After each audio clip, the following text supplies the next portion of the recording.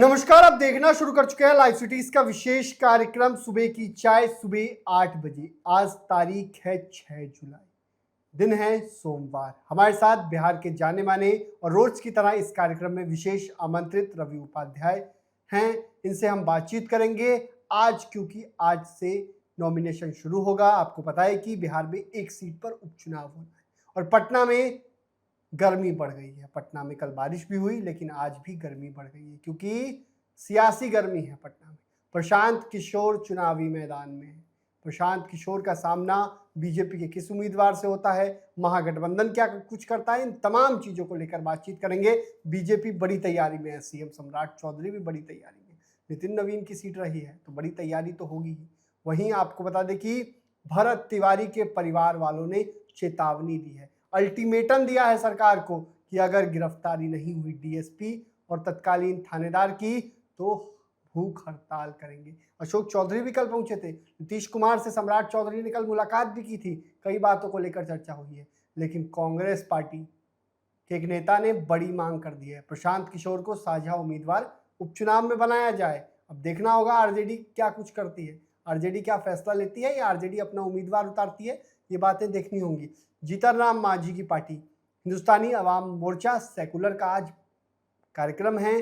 पटना के विद्यापति भवन में राज्य परिषद की विस्तारित बैठक है, जिसमें कई नेता पहुंचेंगे, दूर दूर से नेता पहुंचेंगे। देखने वाली बात होगी क्या कुछ होता है। लेकिन बिहार के दो धुरंधर, एक धुरंधर तो केंद्र सरकार में मंत्री भी हैं, यूपी चुनाव में भाग आजमाएंगे। देखना होगा यूपी चुनाव में लोक जनशक्ति पार्टी रामविलास चिराग पासवान जो हैं केंद्रीय में मंत्री हैं, ऐसे में वो भी उपचुनाव यूपी में चुनाव लड़ेंगे। और मुकेश सहनी वीआईपी सुप्रीमो, महागठबंधन में शामिल है वीआईपी, आपको पता ही है मुकेश सहनी। और मुकेश सहनी भी लगातार यूपी में मूवमेंट करते दिखाई दे रहे हैं, उन्हें तो नजरबंद भी किया गया था।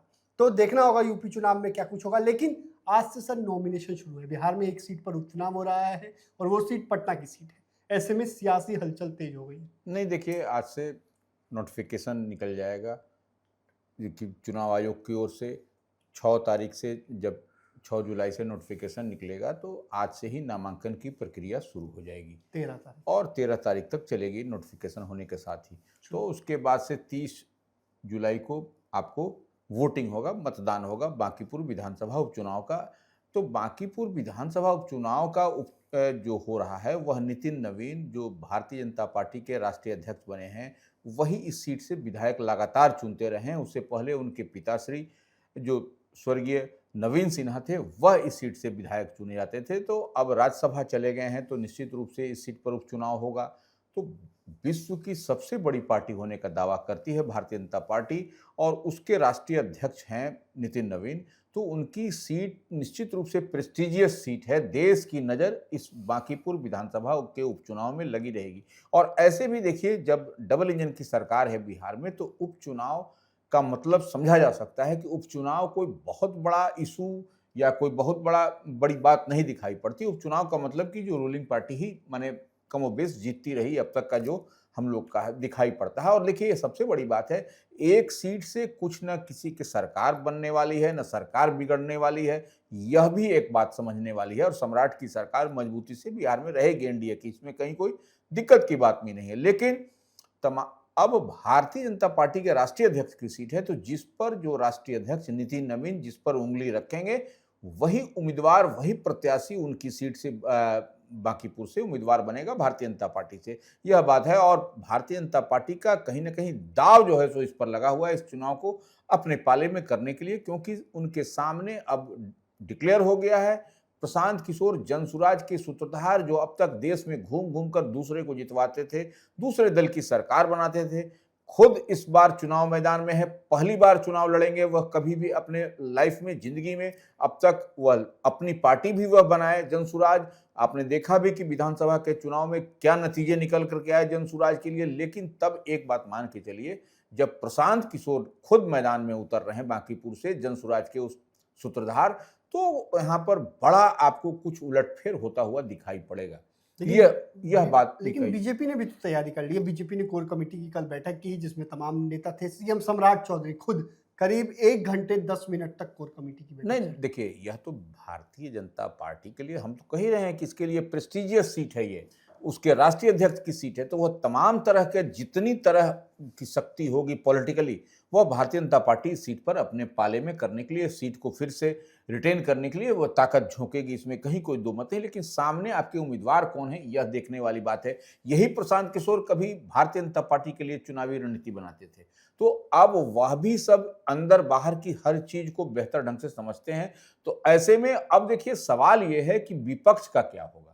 विपक्ष यदि प्रशांत किशोर को, बार बार हम लोग लाइव सिटीज इस बात को बोल रहा है कि अगर साझा उम्मीदवार होंगे तो लड़ाई बहुत ही मजेदार होगी। और देखिए, जीत हार किसी का हो, लेकिन मार्जिन जो ही घटेगा राष्ट्रीय अध्यक्ष की छोड़ी हुई सीट से, वही एक बड़ा मैसेज जाएगा आपको लाउड एंड क्लियर कि मार्जिन इस बार प्रशांत किशोर लड़े, जनसुराज के सूत्रधार जीते तो बहुत बढ़िया, हारे तो बहुत बढ़िया, सरकार को इस पर, सेहत पर कोई असर नहीं पड़ने वाला है। तो आपने देखा भी था कि 202 का आंकड़ा छुआ था, 201 है, तो यह 202 अगर करना चाहते हैं तो प्रशांत किशोर भी कह रहे हैं इस बात को कि आप करिए, लेकिन कम से कम प्रशांत किशोर जब सदन में जाएंगे, विधानसभा के जब सदस्य होंगे, तो वह बिहार की आम आवाम की बात को मजबूती से रखेंगे और पूरे तथ्य के साथ, पूरे फैक्ट्स एंड फिगर के साथ, इतनी बात मान के चलिए।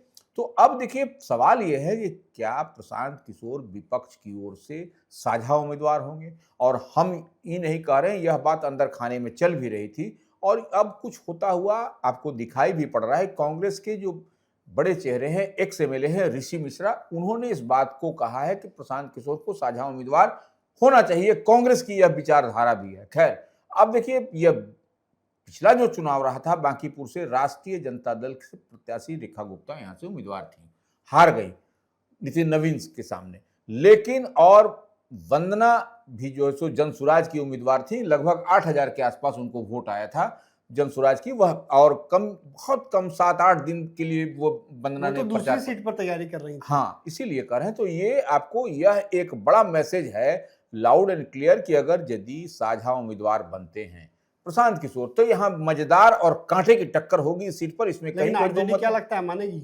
हाँ देखिए, निश्चित रूप से अब आरजेडी का क्या होगा, लेकिन एक बात समझना पड़ेगा, आरजेडी, कांग्रेस जो है सो राष्ट्रीय पार्टी है। जिस तरीके से एनडीए में भारतीय जनता पार्टी राष्ट्रीय पार्टी है, उसी तरीके से कांग्रेस भी महागठबंधन इंडिया फोल्ड में राष्ट्रीय पार्टी है। लेकिन तो बिहार में तो बड़े भाई की भूमिका में तेजस्वी यादव है। नहीं, वो ठीक है, तेजस्वी यादव है, लेकिन कहीं ना कहीं डिक्टेशन तो लेना पड़ेगा। नहीं तो फिर आप अगर यदि सत्यनारायण भगवान की प्रसादी के जैसा आप बढ़ जाइएगा, जिस तरीके से विधानसभा के इस बार के आम चुनाव में देखने में बिहार में मिला कि क्या नतीजा 6 निकल सीटों कर पर, क्या, उसमें भी 3 विधायक हैं कि नहीं है बिल्कुल। पता तो नहीं। ये आपको समझना पड़ेगा कि आरजेडी को भी कहीं ना कहीं साझा उम्मीदवार दे करके मजबूती के साथ अगर चुनाव लड़ना है, कुछ रिजल्ट दिखाना है, कुछ करना है, तो वो आपको करना पड़ेगा। देखना होगा कि क्या महागठबंधन इस पर फैसला लेता है, क्या महागठबंधन में टूट हो जाएगी, क्या कांग्रेस अपना स्टैंड लेकर प्रशांत किशोर का समर्थन करती है, ये देखने वाली बात होगी। फिलहाल हम अब दूसरी खबर की बात करेंगे। दूसरी खबर ये है कि भरत तिवारी इनकाउंटर मामला, इस इनकाउंटर को करीब 20 दिन होने वाले हैं, लेकिन इस इनकाउंटर में परिजनों ने कहा कि अभी तक कोई बड़ी कार्रवाई नहीं हुई है, डीएसपी गिरफ्तार नहीं हुई है, थानेदार गिरफ्तार नहीं हुए हैं। हम लोग 8 तारीख तक का अल्टीमेटम देते हैं, देखिए 9 को भूख हड़ताल करेंगे।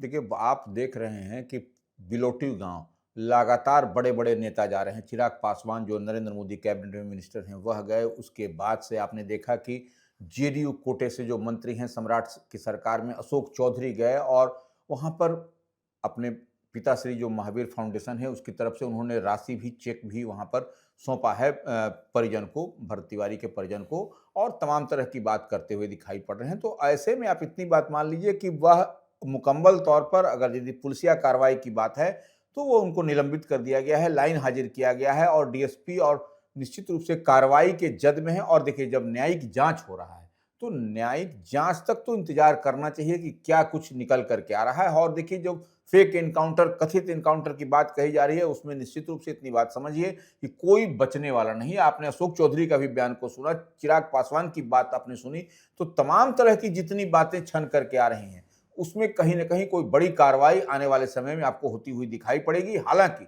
अब भरत भूषण तिवारी के जो परिजन हैं, जो उनके परिवार के लोग कह रहे हैं कि 9 जुलाई से गिरफ्तारी की मांग को लेकर के, वैसे दोषी पुलिसकर्मियों जो हैं उनके खिलाफ अगर नहीं गिरफ्तारी होगी तो हम लोग भूख हड़ताल करेंगे। वहीं चिराग पासवान और मुकेश सहनी यूपी में ताल ठोकेंगे। देखिए, चिराग पासवान का अगर यदि आप पुराना इतिहास उनकी पार्टी का देखिएगा तो श्रद्धेय रामविलास पासवान जब लोक जनशक्ति पार्टी रामविलास के लोक जनशक्ति पार्टी उस समय हुआ करती थी, तो उत्तर प्रदेश में वह भी जो है सो चुनाव लड़ा करते थे।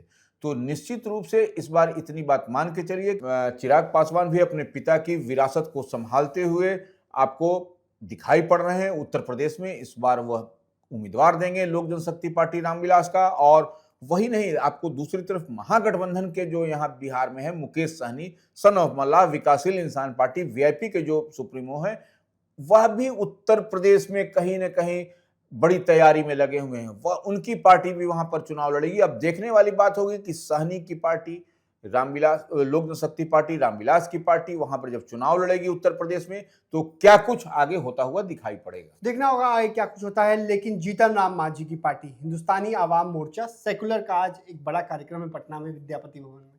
देखिए, वो विस्तारित बैठक है राज्य परिषद की हिंदुस्तानी आवाम मोर्चा का, तो विस्तारित बैठक है, उसमें कई सारे अहम फैसले भी लिए जाएंगे। कई सारे आने वाले समय में आपको दिखाई पड़ेगा कि हिंदुस्तानी आवाम मोर्चा की का क्या नीति, क्या रणनीति है और कैसे इसको मजबूत किया जाएगा, क्या आगे लाइन ऑफ एक्शन होगा, ये इस पर भी चर्चा आपको होती हुई दिखाई पड़ेगी। बांका में एक बड़ी वारदात हुई है कल देर रात, गुंजन सिंह और सिंटू सिंह की हत्या कर दी गई है। देखिए, बांका में यह निश्चित रूप से यह लगता है कि यह वर्चस्व की लड़ाई है या आपराधिक गिरोह का क्या है यह मामला है, लेकिन यह अमरपुर थाना बोलता है, बलिया गांव है। वहां पर आपको जो गुंजन सिंह और सिंटू सिंह की गोली मारकर हत्या हुई है, यह निश्चित रूप से पुलिस इस पर एक्शन में है और पुलिस कार्रवाई कर रही है। निश्चित रूप से जो भी हत्यारे होंगे वह उनकी जद में आएंगे। देखना होगा आगे क्या कुछ होता है। लेकिन बांकीपुर उपचुनाव में देखना होगा क्या कोई प्रत्याशी आज नॉमिनेशन करता है या नहीं करता है। प्रशांत किशोर तो आज नॉमिनेशन नहीं करेंगे, वो 11 को कर सकते हैं ऐसा कहा जा रहा है। लेकिन देखना होगा बीजेपी इसको लेकर क्या फैसला लेती है। बीजेपी ने अपने नामों को दिल्ली भेजा है। अब दिल्ली में क्या नाम पर चर्चा होती है, दिल्ली में जब अनाउंसमेंट होगी तो चिट्ठी आएगी, देखना होगा कि किसका नाम होता है, कौन बीजेपी का उम्मीदवार होता है, महागठबंधन क्या करेगा, महागठबंधन में क्या उपचुनाव में टूट हो जाएगी, क्या कांग्रेस प्रशांत किशोर का समर्थन करेगी, ये देखने वाली बात होगी, वक्त बताएगा। भरत तिवारी मामले में क्या डीएसपी और थानेदार पर एक्शन होगा, चिराग पासवान और मुकेश सहनी ताल ठोकेंगे। बने रहिए लाइव सिटीज के साथ, हमारे यूट्यूब चैनल को सब्सक्राइब करिए। स्पिरिचुअल के धन्यवाद।